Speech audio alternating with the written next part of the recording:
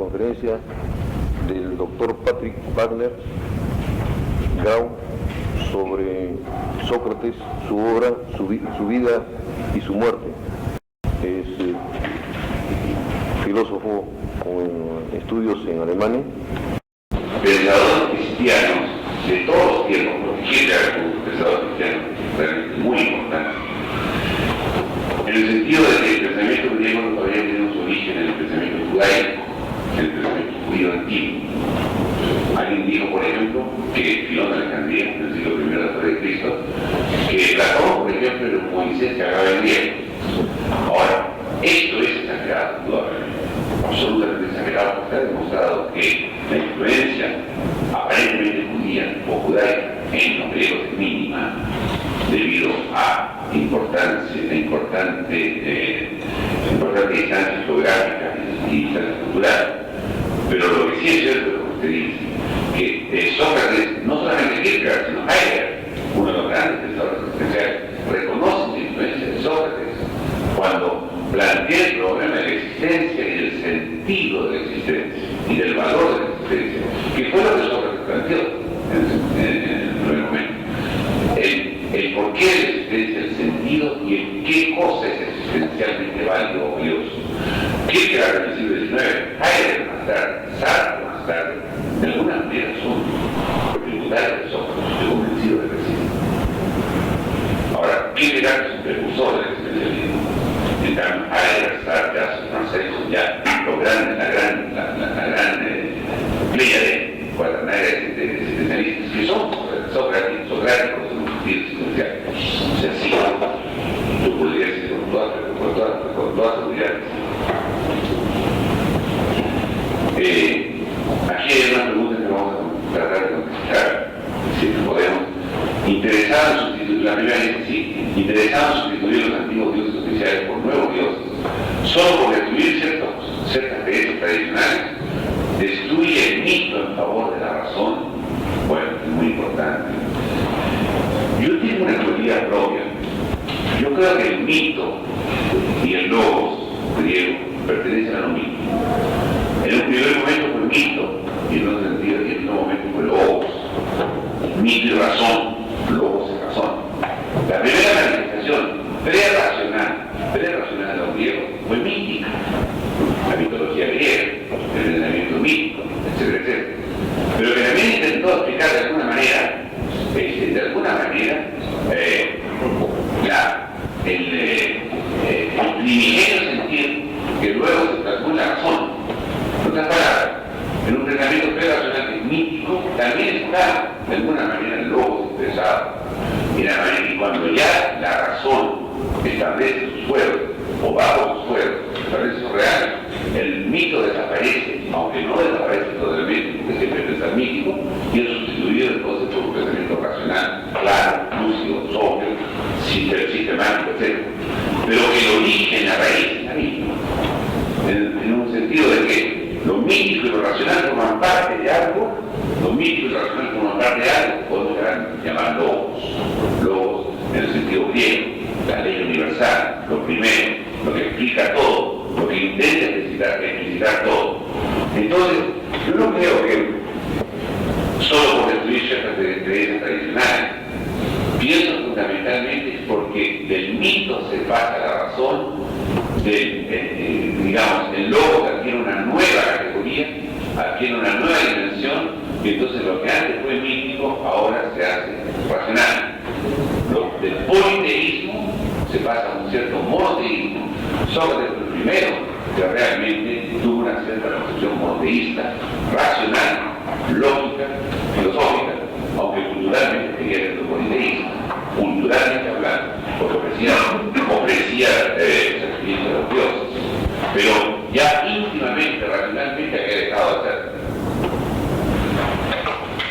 La segunda pregunta nos dice: cargos contra Sócrates de corrupción de la juventud y de impiedad solo se explican como consecuencia de sus relaciones políticas. Yo creo que no. Yo creo que no solamente como consecuencia de sus relaciones políticas, sino que también de toda su actividad educativa, de toda su actividad formativa de la juventud. Y probablemente la parte política tuvo mucho que ver en esto. Pero en Sócrates creo que lo político fue superado por lo pedagógico, por lo educativo, por lo humano. Sócrates quiso ir más allá de lo político, de alguna manera percibió, como después lo haría Aristóteles, que si bien la política es fundamental y esencial para el ser humano, no aborda la política la integridad del hombre. Y en su mayoría trata justamente de demostrar que el individuo, el individuo solo, el individuo mismo, frente a la sociedad, frente a la ciudad, frente a la polis, de alguna manera expresa su individualidad propia, su felicidad, su autenticidad, su propiedad como sujeto. Y yo creo que eso es lo que Sócrates quiso, despertar al ser humano, no solo como animal político, sino también como animal individual, como persona, podríamos despertar. Rehusó, dice aquí, huir de la prisión, prefiriendo admirar con una muerte libremente aceptada, una vida dirigida a dar a entender que la filosofía no es una especulación, sirvió un modo de ser la vida. Estoy completamente de acuerdo con eso. Es una vida dirigida a dar a entender que la filosofía no es simplemente una cosa especulativa, sino que es forma de vida, es expresión de vida, es justificación de vida, un modo de ver la vida, un modo de ser de la vida, como dice acá. O sea, una ontología vital, ¿no? Ser la vida, una ontología vital, una ontología propia de la vida. ¿Por qué Sócrates ha ejercido tanta influencia sobre las posteriores doctrinas e ideales de vida? Bueno, yo creo que, porque un poco lo que decíamos, porque en Sócrates vida, doctrina y muerte van unidas. La vida se hizo doctrina y la doctrina se hizo vida. Es realmente difícil que en un pensador se haya dado tanta amalgama, tanta identificación de vida, digamos, con Sócrates. Sócrates hizo lo que predicaba, realizó en su vida lo que predicaba y predicaba lo que hizo. O sea, estas formas ideales de vida, estas formas ideales de existencia, incluyendo el existencialismo, que pretendió ser muy auténtico, e incluyendo las teorías vitalistas, la filosofía vitalista de nuestro siglo, en realidad tienen una connotación, una raíz, un fundamento socrático indudable. ¿Por qué preconiza Sócrates examinar el bien y el mal como principio de toda doctrina? Bueno, no hemos tocado la doctrina socrática, pero en dos palabras, la ética socrática es fundamental. Yo creo que el punto fundamental de Sócrates es su ética. El bien y el mal son para él el principio de todo aquello que existe. Porque el bien y el mal suponen conocimiento. El hombre que realmente elige el bien es porque es un sabio, y el hombre que elige el mal es porque es un ignorante. El hombre ignorante no sabe lo que es mal y por eso es malo. El hombre sabio que sabe lo que es bien es bueno necesariamente. En ese sentido, examinar el bien y el mal es el principio de cualquier doctrina sobre la verdad y sobre la sabiduría, o sea, cualquier doctrina filosófica. Se puede resumir a la sabiduría, ante todo, a una limitación: solo sé que nada sé y el conoce a ti mismo.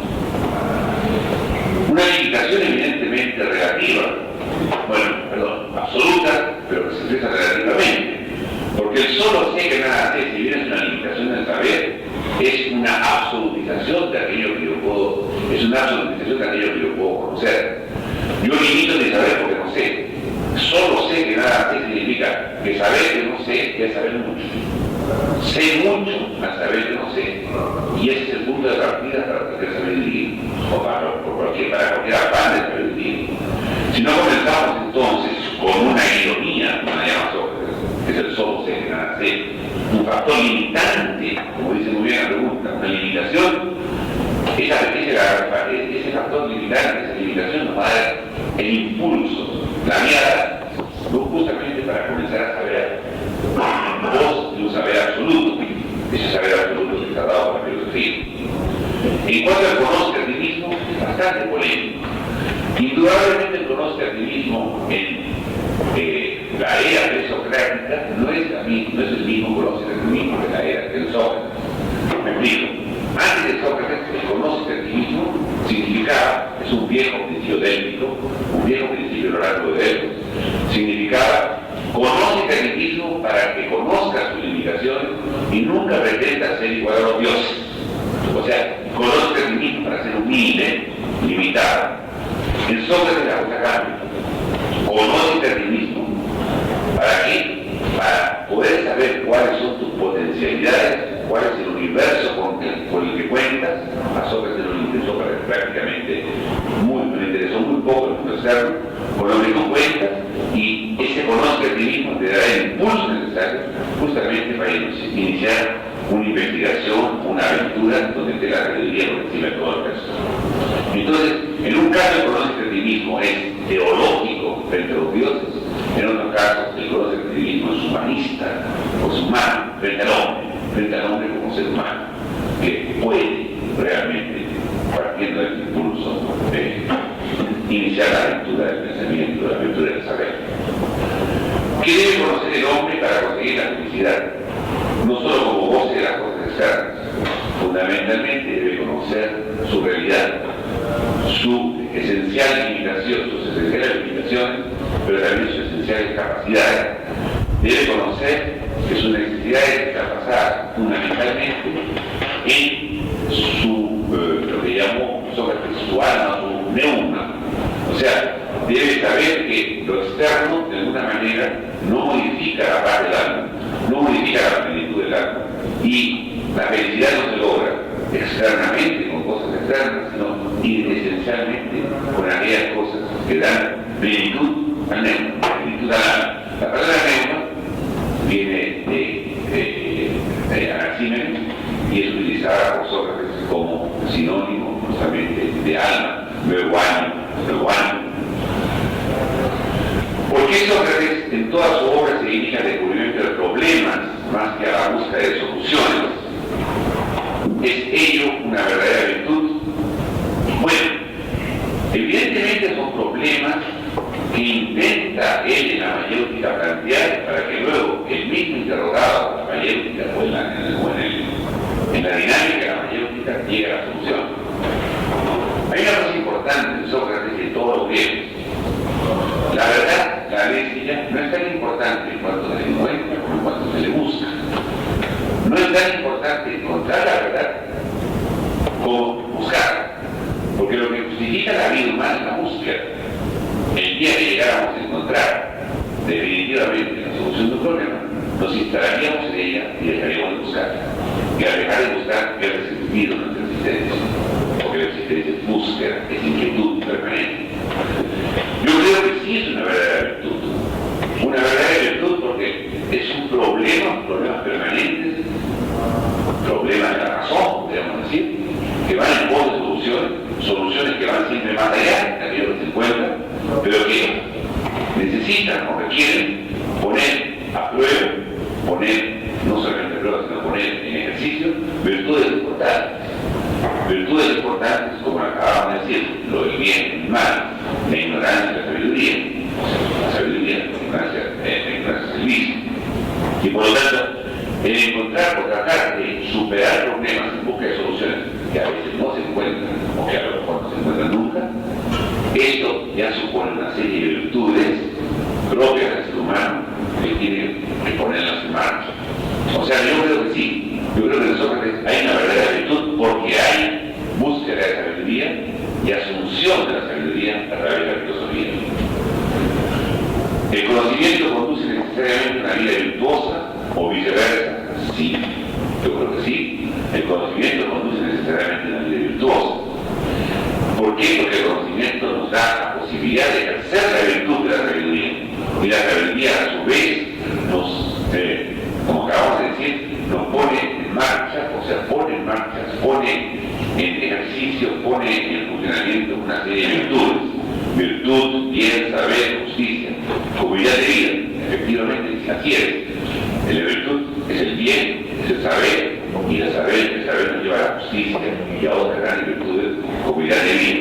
Por lo tanto, yo diría que sí, el conocimiento que da la filosofía, el conocimiento que da la ética en el sentido filosófico, tendrá que conducir necesariamente a una vida virtuosa, puesto que supone la virtud. Si no hay virtud no hay conocimiento. Sí, el conocimiento nos da entonces la posibilidad de desarrollar nuestra... el conocimiento nos da la posibilidad de desarrollar nuestra virtud plenamente. El demonio de Sócrates le indicaba el modo de una conciencia moral, los límites de sus acciones. ¿Cuál es la explicación cristiana de este demonio? Bueno, este es un tema muy polémico. Demonio es una palabra demonio que significa espíritu. El demonio socrático es una especie de espíritu interior, una voz interior que le indicaba al hombre cómo debía actuar en un momento difícil de su vida, en una encrucijada de su vida. Se ha señalado que el demonio socrático, o sea, esa voz interna, ese espíritu interior, podía significar o podía identificarse con la conciencia moral. Pero no es exactamente la conciencia moral, porque una conciencia moral, como ha dicho un autor, con mucha precisión, la conciencia moral nos juzga después de una acción, o suele juzgar una acción ya cometida. En cambio, el demonio socrático nos orientaba a realizar una acción antes de haberla cometido. O sea, en el demonio socrático hay una especie de prejuicio, o preacción, o preactividad, que nos orienta por este camino y no por el otro. Si yo no creo que el demonio sea realmente conciencia moral, la explicación cristiana de este demonio la da San Agustín, en el hombre interior, la interioridad del hombre. Cuando San Agustín, el gran filósofo cristiano del siglo V, nos dice que hay dos hombres, el exterior y el interior. Y el interior es el que está en relación con su propia alma y que sigue, de algún modo, los dictados de la verdad, esa verdad venida en el alma humana. Eso podría ser lo más parecido, lo más cercano posible al demonio socrático, posiblemente. Por medio de la dialéctica ilumina al adversario y extrae de su alma con preguntas lo que el alma ya sabía. Sí, señor, ya sabía, pero no sabía que lo sabía. Ya lo sabía, pero no sabía que lo sabía. Era necesario educar, despertar, hacer mayéutica, para que aquello que se sabía saliera a la luz. Igual como un hijo ajeno sale de una persona, de una madre, ¿no? Lógicamente, muchas veces sin que la madre sepa lo que ese hijo realmente es necesario entonces de alguna manera extraer lo sabido que no es conocido conscientemente por el que sabe. Por eso es tan importante el saber que no se sabe. Para saber que no se sabe, sabiendo que no se sabe, aquello que luego sabido vendrá como segundo paso, como segundo momento. ¿Es realmente Sócrates solo un sabio enteramente volcado en la identificación de la virtud con el saber? Efectivamente, la identificación de la virtud con el saber, o tiene algo de la caricaturesca imagen que sugiere Aristófanes. Bueno, hay dos Sócrates, el Sócrates filosófico y el Sócrates histórico, me debería decir. Evidentemente en el Sócrates filosófico la virtud se identifica, como dice la pregunta, con el saber. Hay también una forma caricaturesca de Sócrates que fue muy bien plasmada en las nubes, de aquel sujeto, que también lo comentábamos en un momento, que de alguna manera, no sé si no contradice, pero de alguna manera es diferente de aquel hombre que admiramos tanto, Sócrates. Imagen un poco extraña, de un hombre gordo, barrigón, que le gusta tomar, que no es un buen esposo, que tiene una vida muy activa fuera de su casa, que posiblemente mantenga relaciones con sus discípulos de diferentes índole. Y esto caricaturesco, si leemos, por ejemplo, las nubes de Aristófanes, ha sido muy bien plasmado. Entonces yo creo que es muy difícil saber, o muy difícil delimitar claramente al Sócrates que hizo esta filosofía maravillosa, del Sócrates que realizó una actividad humana que pueda haber sido criticada en algún momento de su vida. Pero no importa, porque a pesar de haber sido un hombre, pudo haber sido caricaturesco, como se dice muy bien acá. Sin embargo, el legado a la humanidad fue tan grande que lo caricaturesco queda en algún momento, en algún sentido, en segundo plano. Bueno, en una segunda dimensión, o relegado.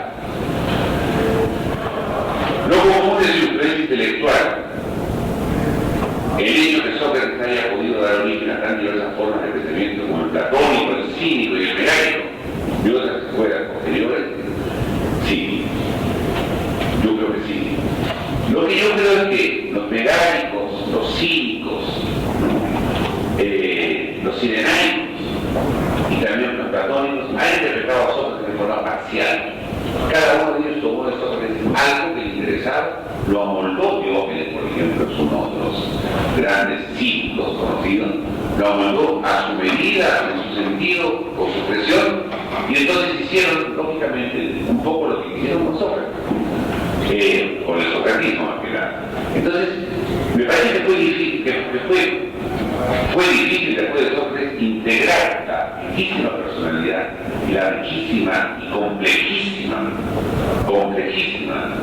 filosofía socrática, ideología entre comillas socrática, para seguir ciertamente o con un solo camino a Sócrates. Pero lo que fue más fácil, o no más fácil, pero más adecuado, fue interpretar a Sócrates de una manera diferente en cada caso, de acuerdo a unos ciertos elementos que en ese momento primaron como los más importantes. Los cínicos dijeron que lo único importante era rechazar el placer. Los mecánicos dijeron lo contrario, que el placer era lo más importante. Los cinemáticos dijeron lo contrario, que el placer era lo más importante. Y así sucesivamente. Pero interpretaron el placer de forma diferente. El placer sensitivo, sensual, que fue rechazado por los cínicos, el placer intelectual, la felicidad, etc., para la cual se refirió Sócrates, que fue interpretado por la escuela cinemática, y así sucesivamente. Entonces, Platón, como acabamos de ver también, plasmó a Sócrates de una manera diferente, puso en boca de Sócrates cosas que él mismo pensaba, o sea, su idealismo, el famoso pensamiento idealista platónico. Entonces es difícil decir que alguno de ellos haya de alguna manera interpretado a Sócrates en forma total. Y lo que hicieron fue tomar becas socráticas para crear o fundar escuelas propias. ¿Cómo pudo ser tan amigo de un personaje como Alcibiades con tu más traidor? ¿Cierto? Solo por haber recibido un regimiento oplita, cuyo ingreso era limitado a las 3 órdenes más ricas del Estado. Sí, es una de las cosas que llaman la atención de Sócrates. Alcibiades fue un gran traidor, se dudaba.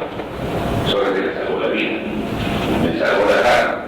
Alcibiades estaba sumamente agradecido y grato con Sócrates, incluso fue su discípulo en el círculo socrático. Es cierto también que sirvió en el regimiento oplita y que este regimiento estaba reservado a las órdenes más ricas del Estado. No creo que haya habido un interés real de Sócrates por algún hecho material de Alcibiades, por ejemplo, la riqueza o los bienes materiales o cosas por el estilo. Yo creo más bien que Sócrates en algún momento necesitó expresar su valor de militar y luego civil, necesitó expresar un poco su manera de actuar frente a sociedades que consideraba injustas, necesitó expresar también y concitar la admiración de sus semejantes, por ejemplo, en acciones militares, porque de alguna manera requería que el pueblo creyera en él y un poco dejar de lado, un poco disminuir la influencia sofística que era muy importante.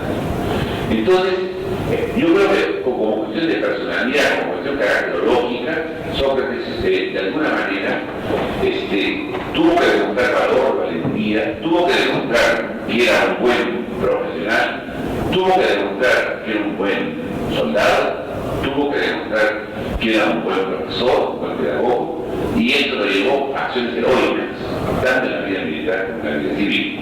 Ahora, la calidad moral de Alcibiades, o sea, la catadura moral de Alcibiades no está en discusión, probablemente, pero no creo que eso haya afectado necesariamente la calidad moral de Sócrates, que es donde su orientación era, yo creo, radicalmente diferente. Hay un libro muy interesante de Mundolfo sobre este tema, Sócrates y Alcibiades. Mundolfo es un gran pensador, un filósofo mexicano que ha dedicado su vida entera a Sócrates. Y hay una interesantísima semblanza de Sócrates y Alcibiades en uno de los capítulos del libro de Mundolfo. Por último, por favor, una breve exposición sobre los cambios efectuados en la paideia por los socráticos. ¿Cuáles eran los elementos educativos presocráticos? Bueno, efectivamente, en la paideia presocrática lo que primaba fundamentalmente era el aspecto externo, el mundo, el universo, la materia primera del universo, la materia de la cual estaban hechas las cosas, fuera agua, fuera aire, fuera a fuego o fuera a pelo, se han definido, esto era fundamental para los presocráticos. Los presocráticos se preocuparon sobre todo de dos temas: la manera universal y el ser. El ser incluye el movimiento. Las cosas son o se mueven, son o aparecen. Si las cosas son inmóviles, porque siempre son. Pero si las cosas aparecen, el ser y el aparecer, tienen que moverse, tienen que cambiar. Porque la aparición es un cambiar, un aparecer y desaparecer. Entonces, el ser, el movimiento, o el cambio, la manera primera fueron realmente elementos fundamentales de la paella aristocrática. En otras palabras, en la paella aristocrática la preocupación por el hombre fue mínima. No hubo un humanismo presocrático propietario. No existió. Claro, hubo preocupación por el hombre cuando Heráclito habla de que el alma humana es una partícula de fuego. Pero es una preocupación por el hombre tangencial en la evidencia. En Sócrates, y sobre todo antes de Sócrates, con los sofistas, se dice el giro. Se dice el famoso giro, donde ya la importancia ya no la tiene tanto lo externo, lo exterior, el ser, el aparecer, la inmovilidad y el movimiento, el cambio y lo cambio, sino fundamentalmente el ser humano, el hombre, la persona que se llamará después, como tal, el mundo interior de la persona, su demonio, como se dijo en la pregunta, su alma, su concepción propia, sus límites, sus capacidades, sus limitaciones, pero aquello que constituye el universo personal que más tarde Aristóteles llamará microcosmos, o sea, pequeño universo. Entonces, elementos educativos presocráticos nos debería decir fundamentalmente el humanismo ético. Un humanismo ético-presocrático, donde la paella entonces se vuelca del exterior hacia el interior, de la naturaleza hacia el humano, de aquello que nace, que es nativo, porque se llama naturaleza es lo nativo, lo que nace, etc., lo que aparece, de aquello que realmente permanece, como es el hombre, con su integridad, con su inteligencia, con su ética moral y con su proyección propiamente humana. Eso en pocas palabras que pudiéramos decir sobre esta última pregunta. Indudablemente es muy polémico todo el tema.